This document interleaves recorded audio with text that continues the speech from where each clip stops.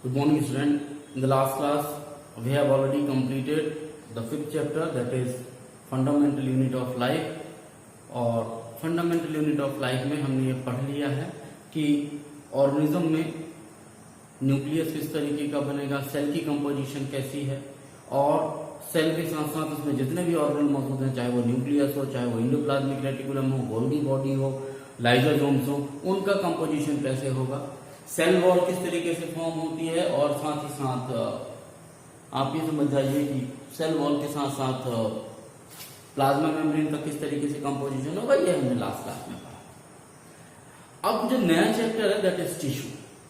Before moving to the concept of the tissue, आप थोड़ा सा ध्यान करिए। जो हमने सेल के बारे में पढ़ा तो हमने ये पाया कि they are the building block of the organism. It means each and every organism is composed of cell. But यहां पर भी हमने देखा कि दो तरीके के ऑर्गेनिज्म थे। कौन कौन से?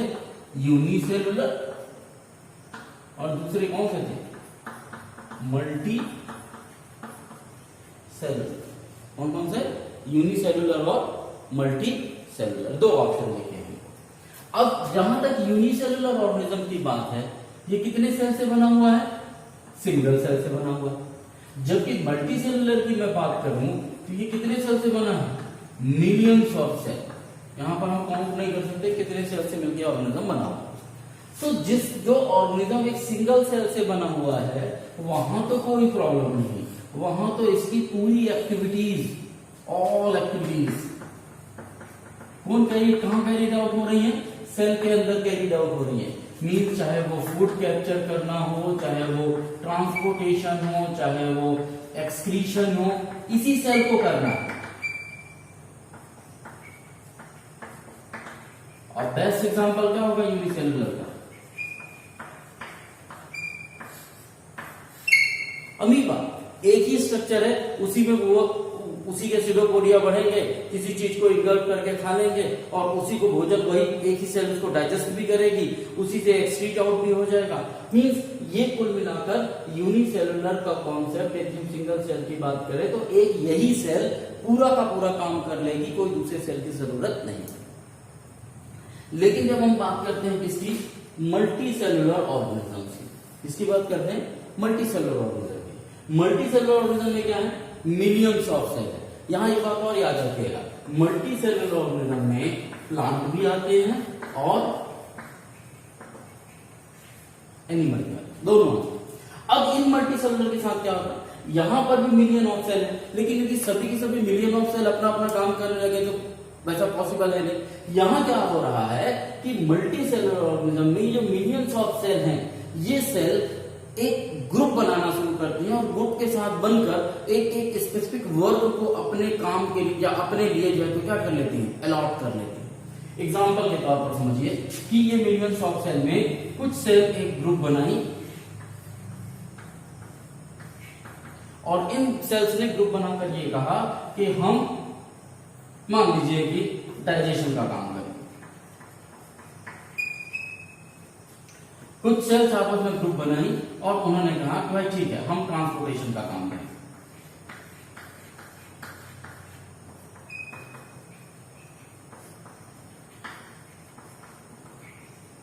इसी तरीके से कुछ सेल्स ने ग्रुप बनाया और इन्होंने कहा कि भाई हम क्या करेंगे? हम मान लीजिए एक्सक्रीशन का काम करें। आपको पता है बड़ी बड़ी फैक्ट्रियों में जहां बहुत लार्ज स्केल पे काम होता है, आप मान लीजिए कि मारुति कार जहां बन रही है, या जहां पर लार्ज स्केल में शूज बन रहे हैं, या जहां पर लार्ज स्केल में शर्ट्स बन रही हैं, वहां पर कम से कम हजारों लोग एक साथ काम करते हैं। लेकिन आप वहां देखेंगे कि जो हजारों लोग काम कर रहे हैं वो सबके सब, आप किसी एक व्यक्ति को यदि आप कह दोगे, मान लीजिए मैं एक शर्ट की इंडस्ट्री ले लूं, तो आप कहोगे एक व्यक्ति से कि आप शर्ट बना दो, तो उससे नहीं बनेगी। कारण वहां पर कोई एक पर्टिकुलर काम किसी एक स्लॉट को दिया जाता है। उदाहरण के तौर पर 50 लोग हैं जो केवल और केवल एक काम कर रहे हैं कि वो कॉलर बना रहे हैं, इसके अलावा वो कोई काम नहीं करते। 50 ऐसे लोग हैं जो केवल सिलाई का काम करते हैं, कट के जो आ गया उसको सिलने का काम करते हैं। 50 ऐसे लोग हैं जो केवल बटन लगा रहे होते हैं। होता क्या है? क्या ये 50-50-50 यदि तीनों लोगों को एक एक शर्ट बनाने को दे दिया जाए तो क्या वो नहीं बना पाएंगे? आंसर है बना पाएंगे। पहले वो कॉलर बनाएगा, फिर सिलेगा, फिर बटन लगा देगा तो बन जाएगा। तो ये एक ही काम 50 लोगों को, एक काम फिर 50 लोगों को, एक काम 50 लोगों को देने से उनमें क्या हो गई? स्पेशलाइज्ड स्किल डेवलप हो गई। जो केवल बटन लगाने का काम कर रहा है वो बड़ी तेजी से बटन लगा ले रहा है, क्योंकि वो बार बार उसी को काम करते करते क्या हो गया है? स्पेशलाइज्ड हो गया। जो कॉलर बनाने का काम करने वाला वो स्पेशलाइज्ड है कॉलर बनाने के लिए। जो सिलने वाला है वो स्पेशलाइज्ड हो गया सिलने के लिए, उसको सिलने में बहुत ज्यादा देर नहीं लगता, या उसका स्पीड बहुत अच्छी है, एक्यूरेसी बहुत अच्छी है। कहने का मतलब ये है कि जब मल्टी सेलुलर ऑर्गेनिज्म में मिलियंस ऑफ सेल हैं, तो बहुत सारे सेल आपस में क्लम्प होके जो एक स्पेसिफाइड फंक्शन को उन्होंने लेना शुरू कर दिया कि भाई हम डाइजेशन करेंगे, मतलब हम एंजाइम निकालेंगे, इस फूड को डाइजेस्ट करेंगे। इन्होंने कहा हम ट्रांसपोर्ट में मदद करेंगे, यानी हम चीजों को एक जगह से दूसरी जगह ले जाने का काम करेंगे। तो ये जो स्पेशलाइज्ड फंक्शन की बात आई, कहने का मतलब है कि कुछ सेल्स ने अपने आप को किसी स्पेशलाइज्ड काम के लिए डिवोट कर दिया। ये जो स्पेशलाइज्ड फंक्शन की बात है, इसी स्पेशलाइज्ड फंक्शन के कारण इस सब स्पेशलाइज्ड फंक्शन में अडॉप्ट हो रहे हैं, और इसी को हम कहते हैं division of labour.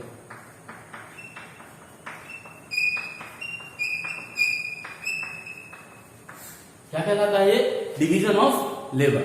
Means multi cellular organism में जितनी भी सेल होती हैं, उन सेल ने अपने अपने काम जो है तो क्या कर रखे हैं? डिवाइड कर रखे हैं।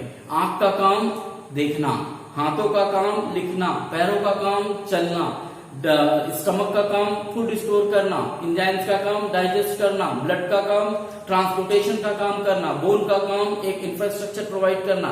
इट मीन्स कि हर एक सेल जो एक तरीके की सेल है, उन्होंने अपने आप को एक ग्रुप में इकट्ठा कर लिया, और चूंकि वो स्ट्रक्चरली एक जैसी हैं, वो साथ मिलकर कोई एक परफॉर्म करती है कोई एक फंक्शन को, और ऐसा एक साथ काम करती है, जिससे कोई एक पर्टिकुलर फंक्शन जो है वो अचीव हो जाता है। ऐसे ग्रुप ऑफ सेल को ही हम क्या कहते हैं? टिश्यू। क्या कहते हैं हम? टिश्यू। तो यदि मैं डेफिनेशन की बात करूं टिश्यू की, तो ये होगा group of cell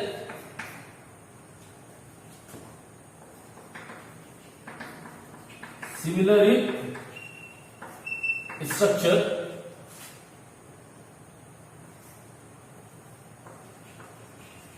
work together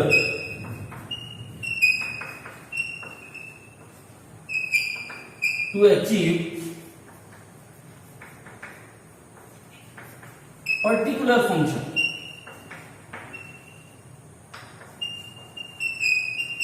उनको हम क्या कहेंगे? टिश्यू। क्या कहेंगे? Tissue.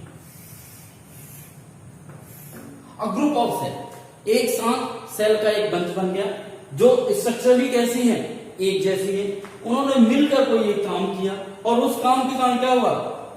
They achieve particular function. कोई एक फंक्शन उन्होंने अचीव कर लिया। मान लीजिए कि स्टमक की सेल आपस में मिलकर डाइजेशन का काम कर रहे हैं, या आंखों में, रेटिना में, या जो है तो रॉड सेल और कॉन सेल मिलकर देखने का काम कर रहे हैं। तो एक तरीके की सेल डिफरेंस होने में फिर क्या हो जाएगा? वो ऑर्गन का फॉर्मेशन करने लगेगा। तो इनिशियल लेवल पे एक ही तरीके की सेल मिलकर जब ग्रुप में काम करें और किसी पर्टिकुलर फंक्शंस को अचीव कर लें, उस कंडीशन में हम कहते हैं उनको क्या? टिश्यू। क्या कहते हैं उनको? टिश्यू। टिश्यू का फायदा यह है कि टिश्यू स्पेशलाइज्ड होते हैं, किसी काम को बड़ी आसानी से और बड़ी तेजी के साथ कर पाने में स्पेसिफिक होते हैं। उदाहरण के तौर पर मैं बात करता हूं, जो आप जानते हैं, बाद में तो हम बुक में पढ़ेंगे। आपने ब्लड सुना, blood is a tissue, muscles is a tissue, nerve is a tissue. Nerve का काम क्या है? इंफॉर्मेशन को एक जगह से दूसरी जगह ले जाना। यदि आप एक नर्व को की स्टडी करेंगे, नर्व टिश्यू की स्टडी करेंगे, तो आप पाएंगे एक नर्व टिश्यू ढेर सारी नर्व सेल से मिलकर बना हुआ है। नर्व सेल के अंदर देखेंगे तो आपको वही चीजें मिलेंगी: mitochondria, nucleus, Golgi body, endoplasmic reticulum. आप मसल की एक सेल ले लीजिए, उसकी स्टडी कीजिए, मसल की टिश्यू लीजिए, उसमें से निकालिए सेल, उसमें भी स्टडी कीजिए। तो जो आपने इससे पहले वाले चैप्टर में फंडामेंटल यूनिट ऑफ लाइफ में जो एक सेल की कंपोजिशन पढ़ी थी, वही ब्लड की सेल में भी मिलेगा, वही नर्व की सेल में भी मिलेगा, वही बोन की सेल में भी मिलेगा। डिफरेंस क्या है कि इनके structure as per the requirement of the function, काम क्या है। नर्व सेल को क्या करना होता है, इंफॉर्मेशन एक जगह से दूसरी जगह तक पहुंचाना होता है। इसलिए आप देखिए नर्व सेल साइज में क्या होती है, लंबी होती है। आरबीसी को देखिए, ब्लड का काम क्या होता है, ऑक्सीजन कैरी करना, इसलिए आरबीसी बाइकनकेव शेप होती है ताकि वो ऑक्सीजन कैरी कर सके। वहीं डब्ल्यूबीसी को देखिए, डब्ल्यूबीसी न्यूक्लिएटेड होता है और फैगोसाइट नेचर शो करता है। कहने का मतलब ये है कि जैसा काम वैसा ये अपने आप को क्या कर लेते हैं, मॉडिफाई कर लेते हैं। 12th तक हम सब एक ही क्लास में पढ़ते हैं, लेकिन 12th से बाद निकलने के बाद कोई इंजीनियर बनता है, कोई डॉक्टर बनता है। यदि हमने 12th सबने एक साथ पढ़ी है तो एक डॉक्टर बन के स्टिचिंग का काम करता है, दूसरा जो है तो इंजीनियर बन के घर बना रहा होता है। सो दोनों ने, एक ने घर बनाने में स्पेशलाइजेशन पा लिया है और एक ने जो है तो ऑपरेशन करने में स्पेशलाइजेशन पा लिया, लेकिन दोनों ने साथ में 12th पढ़ी थी। कहने का कुल मिलाकर यही है कि सब टिश्यू सेल से ही बने हुए हैं, लेकिन इन सेल्स ने और टिश्यू ने मिलकर एक पर्टिकुलर फंक्शन को करने के लिए स्पेशलाइजेशन अडॉप्ट कर लिया। So is there any doubt in the concept of tissue? Tissue समझ में आया? A group of cell similar in structure work together to achieve any function, कोई एक काम को वो कर सके, उसको हम कहते हैं क्या, टिश्यू। अब बात आती है कि क्या प्लांट और एनिमल दोनों एक ही तरीके के टिश्यू बने, एक तरीके के टिश्यू से बने होते हैं? Answer is no. देखिए प्लांट का अपना एक अलग जोनर है, ये मैंने इसीलिए मल्टी सेलुलर में बात कर रहा था क्योंकि हम अभी टिश्यू की बात कर रहे हैं। तो क्या प्लांट के जो टिश्यू है और जो एनिमल के टिश्यू है क्या वो एक जैसे हैं? आंसर इज नो, सिमिलर तो नहीं है। हालांकि जब आप फंडामेंटल यूनिट ऑफ लाइफ भी पढ़ रहे थे तब भी आपने ये पढ़ा था कि थोड़े बहुत डिफरेंसेस होते हैं किसमें, प्लांट के सेल में, चाहे वो सेल वॉल की मौजूदगी हो, और इन केस ऑफ एनिमल आप देखिए कि सेल वॉल नहीं होता। इसी तरीके से प्लांट के जो सेल होंगे उनमें क्या मौजूद होगा, क्लोरोप्लास्ट मौजूद होगा for the process of photosynthesis. Animal cell में आपको फिर से क्या नहीं मिलेगा, क्लोरोप्लास्ट नहीं मिलेगा, क्योंकि वहां फोटोसिंथेसिस की जरूरत नहीं होती है। यूं कहिए कि वो खुद अपना भोजन नहीं बनाते, they are depend on the other for their food. तो ऐसी कंडीशन में जब आप प्लांट सेल और प्लांट टिश्यू और एनिमल टिश्यू के बारे में बात करते हैं तो थोड़ा सा ये भी ध्यान दे लेना बहुत जरूरी है। देखिए जो प्लांट टिश्यू होते हैं या प्लांट जो होते हैं वो जो प्लांट टिश्यू कहाँ मौजूद होंगे, प्लांट में मौजूद होंगे। तो यदि आप प्लांट की खासियत देख लें और एनिमल टिश्यू कहाँ मौजूद होंगे, एनिमल में। तो यदि आप प्लांट और एनिमल का डिफरेंशिएशन देखें तो बहुत आसान हो जाएगा आपको समझना कि क्यों प्लांट टिश्यू और एनिमल टिश्यू एक जैसे नहीं। यदि मैं प्लांट टिश्यू की बात करूं तो प्लांट कैसे हैं, ये नॉन मोटाइल है। क्या है, नॉन मोटाइल। मोटाइल का मतलब होता है कि जो मूव करता है, एक जगह से दूसरी जगह जाता है, जबकि एनिमल कैसे हैं, मोटाइल, एक जगह से दूसरी जैसे हम मूव कर सकते हैं। पौधे को देखा है कभी, यहाँ पे आज यहाँ लगा हुआ है आपके आंगन में, फिर कल आपको ऐसा लगे कि यहाँ से धूप ठीक से नहीं आती तो उसको बोले उठ के उधर बैठ जाए, ये पॉसिबल नहीं। जब नॉन मोटाइल, प्लांट कैसा है, नॉन मोटाइल। यदि ये नॉन मोटाइल है कोई पौधा और ये मान लीजिए एक पेड़ बना हुआ है, तो इस पेड़ को स्ट्रेंथ प्रोवाइड करने के लिए, इसको खड़ा रखने के लिए, हर एक कंडीशन में सरवाइव करने के लिए, इसको स्ट्रेंथ प्रोवाइड करने के लिए ज्यादा मात्रा में नॉन लिविंग सेल्स मौजूद होती है। ज्यादातर कौन सी सेल्स मौजूद होती हैं, नॉन लिविंग। बट क्योंकि एनिमल सेल में मोस्टली कैसी सेल्स होती हैं, लिविंग सेल। यदि मैं एनिमल की बात करूं तो एनिमल में नॉन लिविंग सेल कौन सी हैं, आपके हेयर नॉन लिविंग सेल है, आपके नाखून नॉन लिविंग सेल है, और यही कारण है कि इन दोनों को काटने में आपको दर्द नहीं होता ना। बाल, नाई के यहाँ बाल कटवाने जाते हो तो नहीं दर्द होते हैं, तो यदि लिविंग होते तो जैसे ही कच्ची चलती तो आपको दर्द होता। तो यहाँ पर आपका, मैं ये नहीं कह रहा हूँ कि एनिमल टिश्यू में बिल्कुल भी नॉन लिविंग सेल नहीं होते लेकिन ज्यादातर कैसे होते हैं, लिविंग। जबकि आप यहाँ देखिए तो प्लांट के केस में नॉन लिविंग सेल्स ज्यादा होते हैं। क्यों, क्योंकि यहाँ पर लिविंग के साथ साथ नॉन लिविंग की जरूरत होती है जो प्लांट को एक क्या कर सके, मैकेनिकल स्ट्रेंथ प्रोवाइड कर सके। ये ध्यान में रखने वाली बात है। तीसरी कंडीशन, प्लांट ने जो एडॉप्टेशन किया है वो sedentary adaptation. Sedentary adaptation means ये एक जगह रहते हैं, जबकि इनका एडॉप्टेशन कैसा है, मोटाइल एडॉप्टेशन, मीन्स ये एक जगह से दूसरी जगह जाते रहते हैं एनिमल, या आप इनको कह सकते हो एक्टिव मोशन पाया जाता है इनमें, जबकि ये चीज आपको यहां पर प्लांट के केस में दिखाई नहीं देती।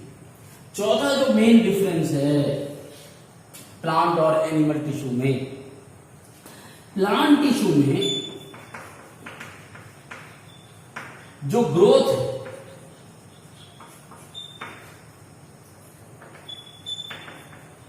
लिमिटेड टू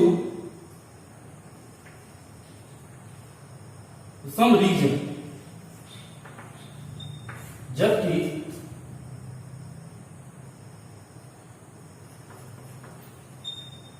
नॉट लिमिटेड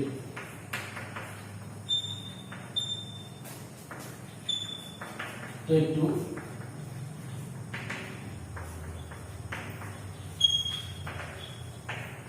ये थोड़ा समझने की बात है कि ये क्या लिखा है मैंने लिखा plant tissue growth limited to something, plant के केस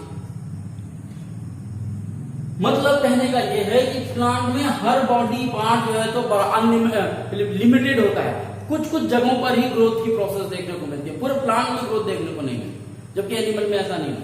एनिमल में हर एक सेल कैपेबल है अपने आप को ग्रोथ करने के लिए, हाथ देखिए, पैर देखिए, कान, नाक, हर तरीके से ग्रोथ होता है, लेकिन प्लांट में ऐसा नहीं होता। प्लांट में कुछ ही सेल होती हैं जिनके पास वो ग्रोथ की एबिलिटी मौजूद होती है, डिवीजन की एबिलिटी मौजूद होती है। क्यों? क्योंकि ज्यादातर सेल कैसी हैं? Non living. तो बहुत कम सेल हैं कैसी? जो लिविंग है। इसीलिए हमने ये कहा कि प्लांट टिश्यू में ग्रोथ कैसा है, वो लिमिटेड रीजन में पाया जाता है, जबकि एनिमल में ऐसा नहीं है। एनिमल में हर बॉडी का हर एक पार्ट ग्रोथ कर सकता है, वो अनलिमिटेड ग्रोथ कर सकता है, चाहे वो लिविंग हो या नॉन लिविंग हो, बट प्लांट के केस में ऐसा नहीं है। अब प्लांट टिश्यू में जो ग्रोथ करने वाली सेल हैं उनको हम कहते हैं क्या? ग्रोथ सेल या मेरिस्टेमेटिक सेल, और जो ग्रोथ नहीं करने वाली हैं उनको हम कहते हैं परमानेंट सेल। तो दो तरीके की होगी, एक ग्रोथ करने वाली, दूसरी ग्रोथ ना करने वाली। तो जो ग्रोथ करने वाली सेल है उनको हम मेरिस्टेमेटिक सेल्स कहेंगे, जो ग्रोथ नहीं करने वाली उनको हम क्या कहेंगे? परमानेंट सेल कहेंगे। इसके बारे में भी हम पूरी बात करेंगे, तब आपको पूरी पिक्चर समझ में आ जाएगी। खैर, यहां तक कोई डाउट? इतनी बात समझ में आ गई। याद रखिएगा, हमने कहा प्लांट एनिमल सेल में जिस तरीके से ब्लड है, स्पेसिफाइड सेल है, वहां मैं एग्जांपल देना भूल गया था। उसी तरीके से एनिमल में भी स्पेसिफिक सेल्स मौजूद है जो स्पेसिफिक काम करती हैं, जैसे वेस्कुलर टिश्यू। वेस्कुलर टिश्यू में आते हैं कौन? जाइलम और फ्लोएम। जाइलम और फ्लोएम का काम क्या है? जाइलम और फ्लोएम प्लांट में वाटर का ट्रांसपोर्टेशन करते हैं, रूट से प्लांट के डिफरेंट पार्ट तक पहुंचाते हैं। इसी तरीके से जो पत्तियों में भोजन बनता है उसको लेकर प्लांट के डिफरेंट पार्ट तक पहुंचाने का काम करते हैं। तो ये वेस्कुलर टिश्यू स्पेशलाइज्ड है और स्पेसिफाई है कि ये यही काम करेंगे। तो प्लांट सेल में भी आपको क्या मिलेंगे? टिश्यूज देखने को मिलते हैं जो स्पेशलाइज्ड फंक्शन शो करते हैं। ये तो बात हुई टिश्यू चैप्टर के जनरल इंट्रोडक्शन की।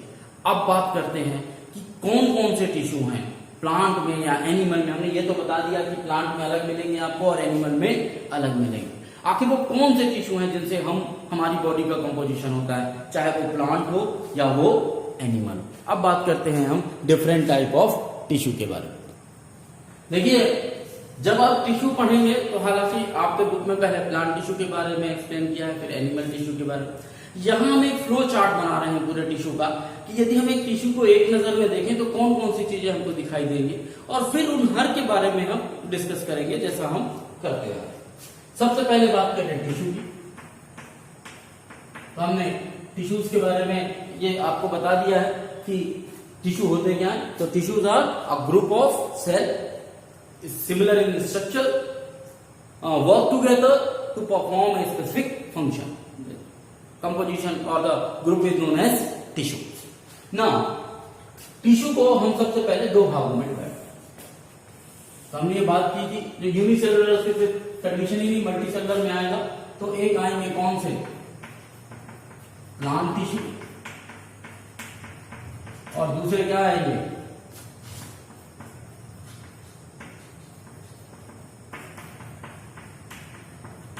Animal tissue, plant tissue and animal tissue. अब बात यदि मैं प्लांट टिश्यू की करूं तो अभी थोड़ी देर पहले ही हमने डिवीजन देखा था। हमने कहा प्लांट में दो तरीके के टिश्यू देखने को मिलेंगे, एक तो वो जिनमें ग्रोथ होती है तो उनको हम क्या बोलते हैं, ग्रोथ टिश्यू, और एक होती है जो होते हैं जिनमें ग्रोथ नहीं होती, नो ग्रोथ। हालांकि ग्रोथ और नो ग्रोथ के नाम से नहीं है, प्लांट टिश्यू दो भागों में जो डिवाइडेड है वो है मेरिस्टेमेटिक टिश्यू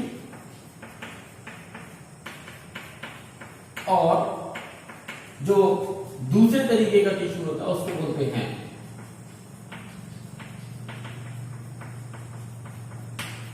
परमानेंट टिश्यू। यहां पर जो मेरिस्टेमेटिक टिश्यू होता है वो ग्रोथ करने वाला होता है, जबकि परमानेंट टिश्यू क्या होता है, वो ग्रोथ करने वाला नहीं होता। अब आपके दिमाग में एक सवाल आ रहा होगा कि सर क्या प्लांट टिश्यू में पहले से दोनों तरीके के टिश्यू होते हैं? My answer is no. Actually plant tissue में सबसे पहले बनते कौन से हैं? ग्रोथ टिश्यू ही बनते हैं, मेरिस्टेमेटिक टिश्यू ही बनते हैं। मेरिस्टेमेटिक टिश्यूओं से ही परमानेंट टिश्यूज का फॉर्मेशन होता है। ऐसा मत सोचिएगा कि ये अलग बनेंगे और ये अलग बनेंगे, नो। एक्चुअली में प्लांट टिश्यू में मेरिस्टेमेटिक टिश्यू ही होते हैं। एक्चुअली में एक आगे जब आप परमानेंट टिश्यू पढ़ेंगे तो ये बात समझेंगे। मेरिस्टेमेटिक टिश्यू वो टिश्यू होते हैं जिनके पास एबिलिटी होती है किसकी, डिवीजन की, जबकि परमानेंट टिश्यू के पास वो एबिलिटी नहीं होती। कुछ और चीजें जब हम स्टार्ट करेंगे मेरिस्टेमेटिक टिश्यू पढ़ना तो उस पर और बात करेंगे। खैर, तो प्लांट टिश्यू को हमने दो भागों में डिवाइड किया, कौन कौन सा, मेरिस्टेमेटिक टिश्यू और परमानेंट टिश्यू। ये मेरिस्टेमेटिक टिश्यू या जो ग्रोथ टिश्यू होते हैं ये प्लांट के 3 रीजन में पाए जाते हैं। प्लांट के 3 रीजन में पाए जाते हैं, कौन कौन सा? उसको बोलते हैं एपिकल,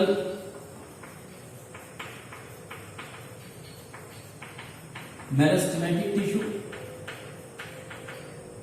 दूसरा होता है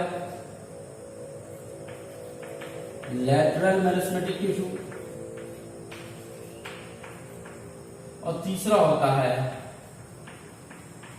इंटर कैलरी मेरिस्टेमेटिक टिश्यू। यहां एम्प्टी मेरिस्टेमेटिक टिश्यू है, ठीक है, कंफ्यूज मत। So meristematic tissue on the basis of their presence in the plant they are divided in 3 groups: apical meristematic, lateral meristematic, intercalary meristematic. Okay, मैं बात करूंगा ये कहां कहां मौजूद होते हैं। हम पहले एक बार पहले डिवीजन देखें, फिर बात आती है permanent tissue. Again permanent tissue जो होता है वो 2 भागों में डिवाइडेड होता है,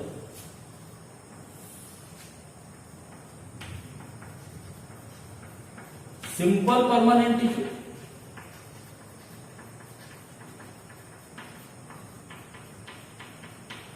और दूसरा होता है इसमें कॉम्प्लेक्स परमानेंट टिश्यू। दूसरे क्या होते हैं?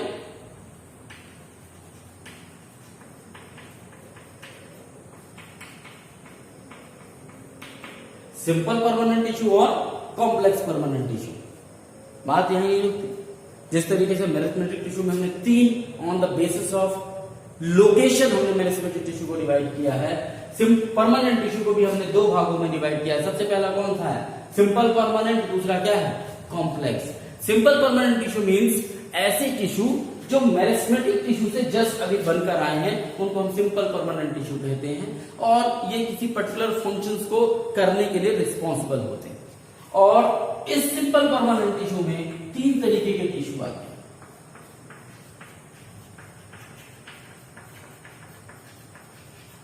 पैरेन्काइमा, कोलेनकाइमा और लास्ट वन इज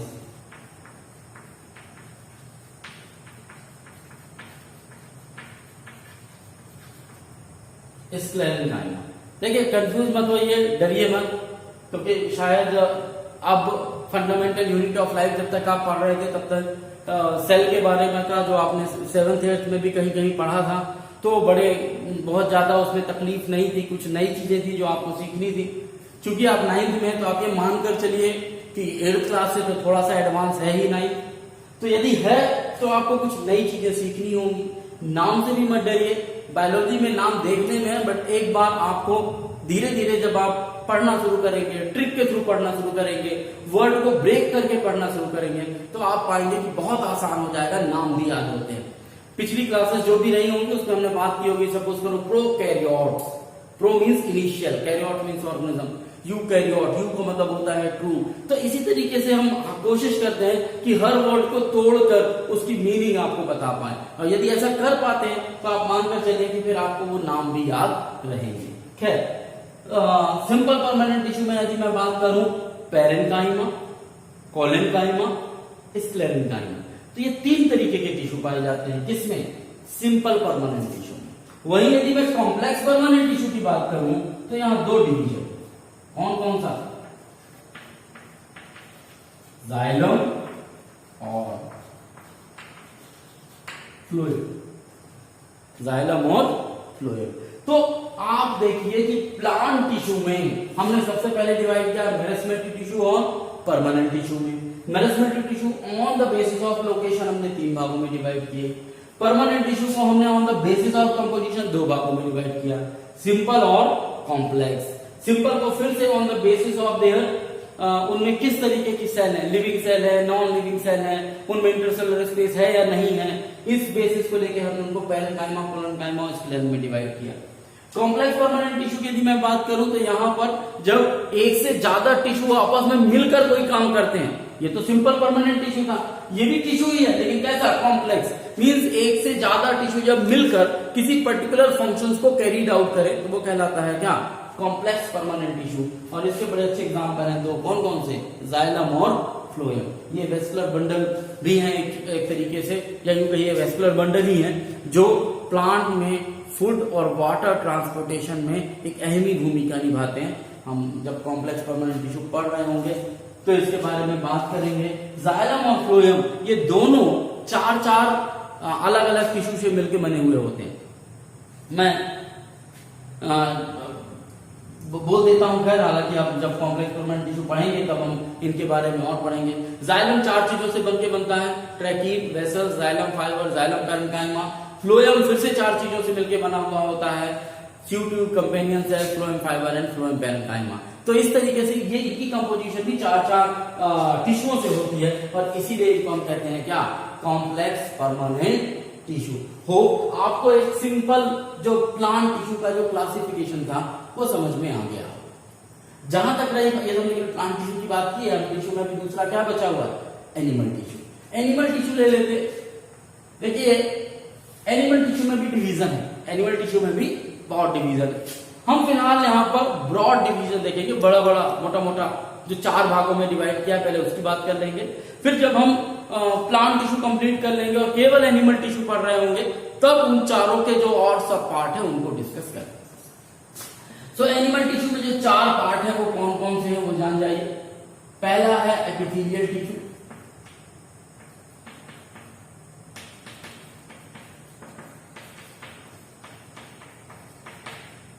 दूसरा है connective tissue,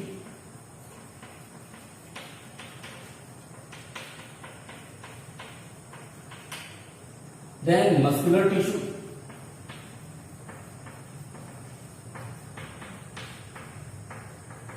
and the last one is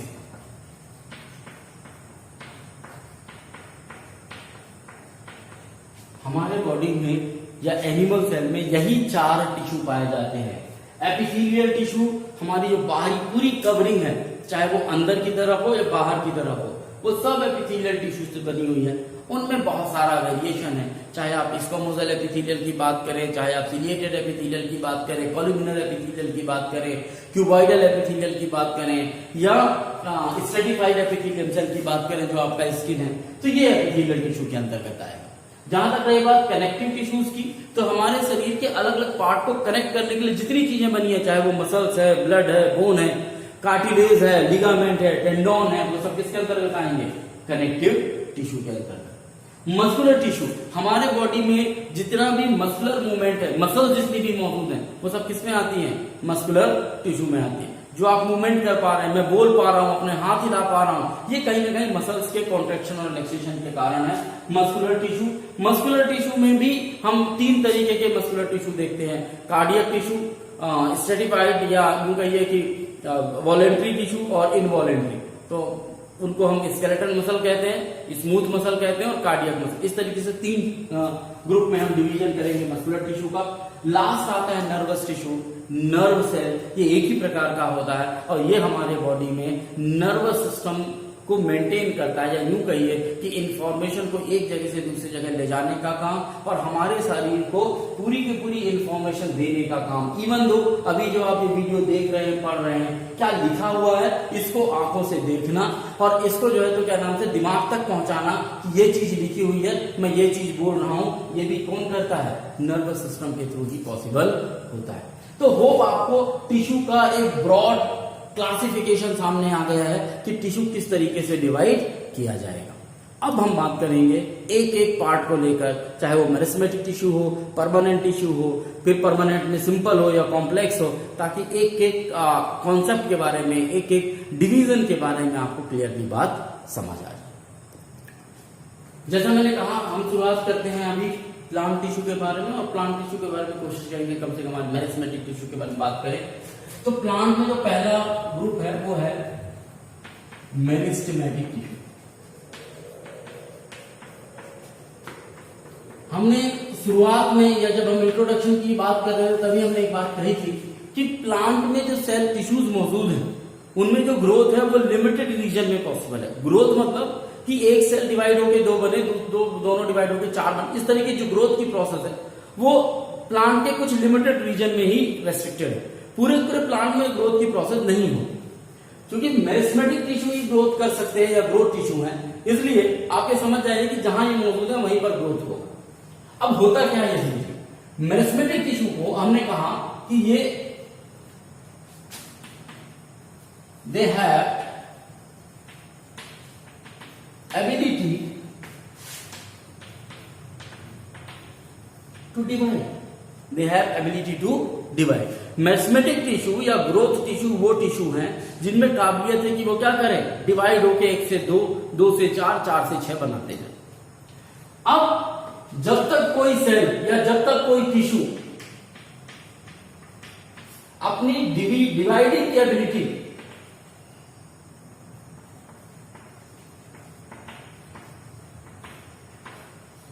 maintain रखता है,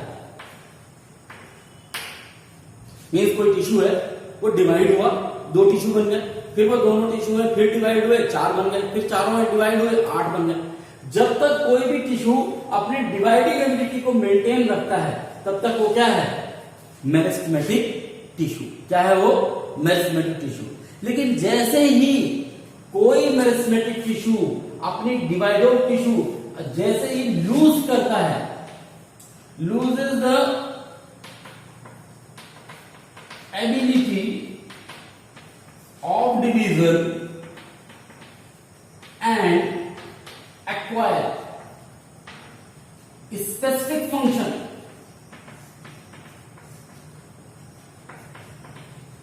ये क्या कहलाने लगता है, परमानेंट टिश्यू।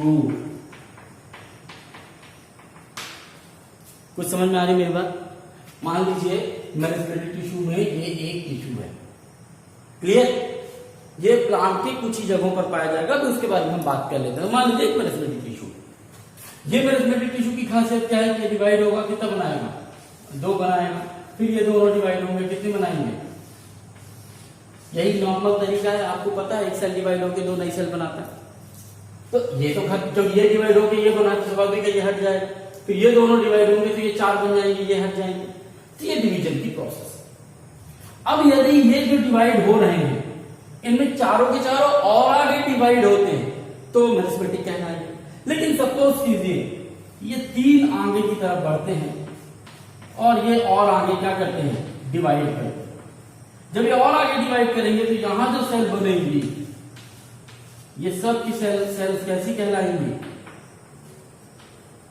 Meristematic cells कहलाएंगी। कैसी कहलाएंगी, मेरिस्टेमेटिक सेल कहलाएंगी। या मेरिस्मेटिक टिश्यू कहलाएंगे। यदि टिश्यू है तो टिश्यू समझिए। लेकिन ये सेल किसी कारण से कहते हैं अब मैंने डिवाइड नहीं होना, बहुत डिवीजन कर लिया, डिवाइड करने से कोई बहुत ज्यादा लेना देना नहीं है, मैं पत्ती में पहुंच जाऊंगी और वहां जाकर क्या करूंगी, वहां पर फोटोसिंथेसिस का काम करूंगी, क्लोरोफिल अपने पास रख लूंगी, खाना बनाऊंगी, ये सब काम। तो जैसे ही इस सेल ने डिवीजन की प्रोसेस को लूज किया या डिवीजन की एबिलिटी को लूज किया, डिवीजन एबिलिटी लॉस, जैसे ही ये लूज करेगा अपने डिवीजन की एबिलिटी को और साथ ही साथ क्या करेगा, एक्वायर करेगा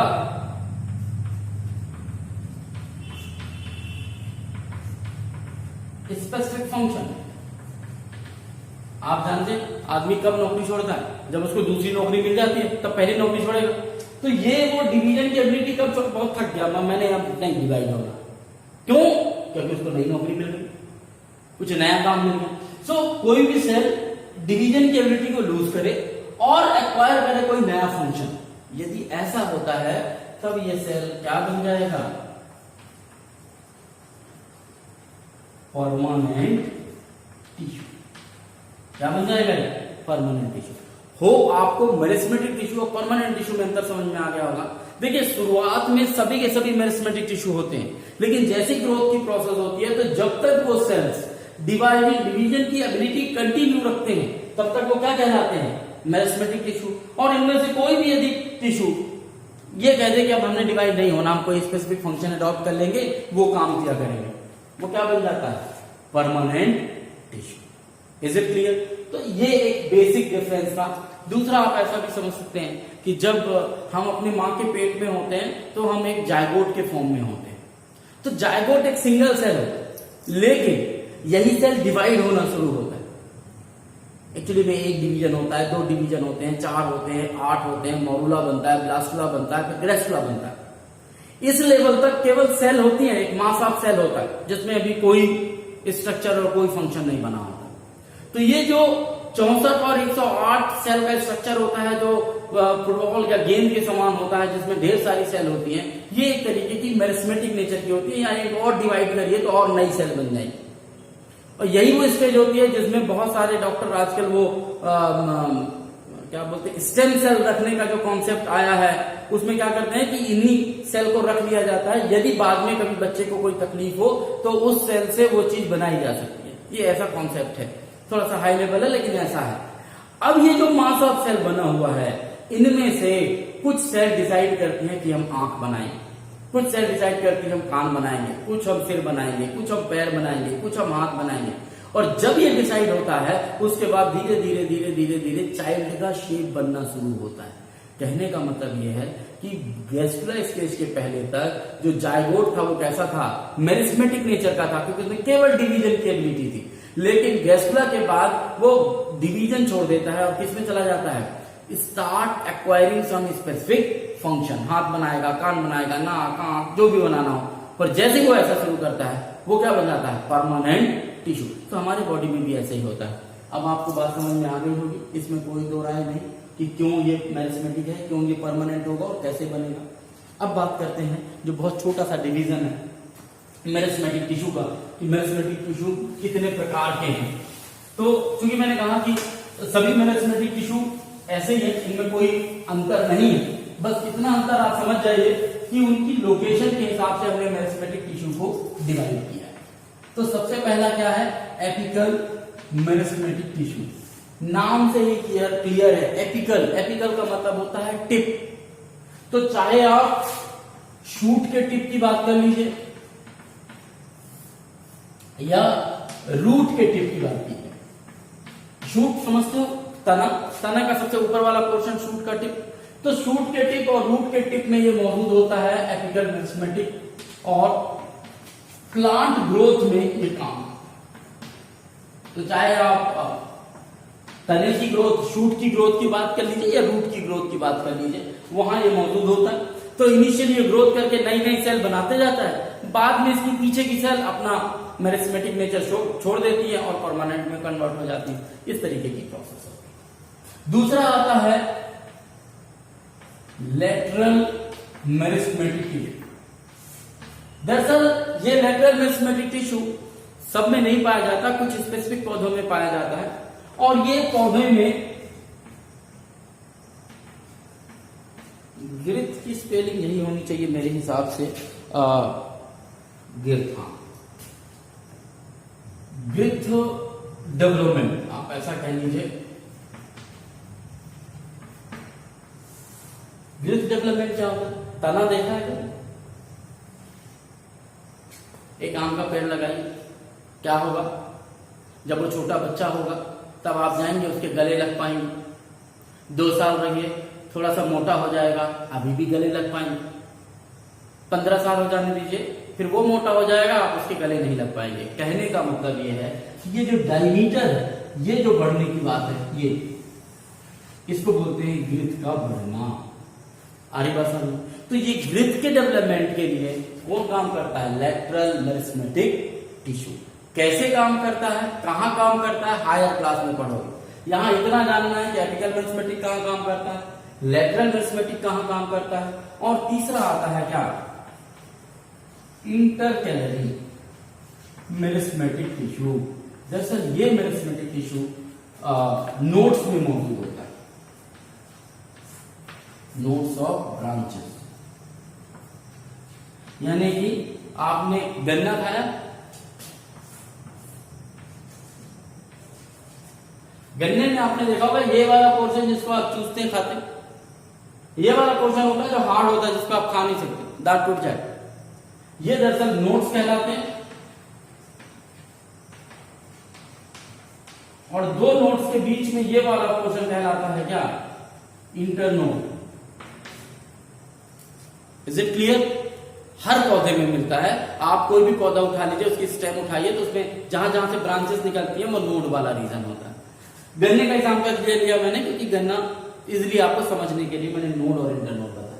तो ये जो नोड वाला रीजन होता है, जहां से ब्रांचेस निकलती हैं, वहां ये इंटरकैलरी मेरिस्टेमेटिक पाया जाता है, जो ब्रांचेस के डेवलपमेंट, न्यू ब्रांचेस के फॉर्मेशन के लिए ये इंटरकैलरी मेरिस्टेमेटिक काम करता है। सो होप आपको मेरिस्टेमेटिक टिश्यू के तीनों टाइप समझ में आ गए होंगे।